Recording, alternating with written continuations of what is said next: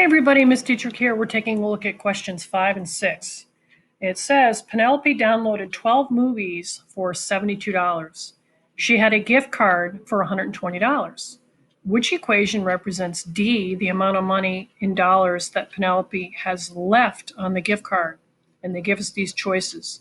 Now, when you first write an equation that goes with the situation, a lot of people might write it like this. Well, if you have $120 that you start out with on the gift card, and you're spending $72, then if we subtract these two things, then that would give us how much we have left on the gift card. But the problem that we have here is this particular equation is not offered as a choice. So that means that if it's not offered as a choice, then that means we should start to think about what's the solution of our equation.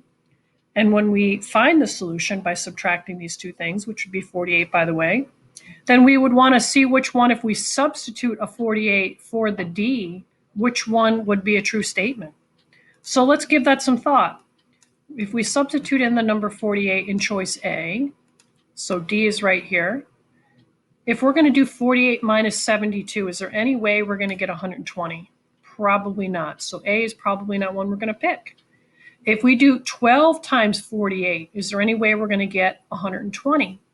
Seems like we'd get a bigger number than that, so that's probably not going to be right. If we add 72 plus 48, is that going to give us 120? Maybe. And if we do 120 plus 72, is there any way we're going to get 48? So that's a definite no. So if you go back to this one, question C, if we add those two numbers together, does that equal 120? And is that in any way kind of go with the situation that we have here? Because really, if you think about how would we solve this, if we think about how you would solve it, wouldn't you just be quite frankly subtracting these two numbers, right? And if we were to solve this, let's look at choice C. If we were going to solve this, are we also looking at subtracting the same numbers? Would we be subtracting 72 from this and subtracting 72 from this to solve it? And the answer to that question is we would be. All right, and then obviously I think the answer to number 6 should be pretty obvious at this point.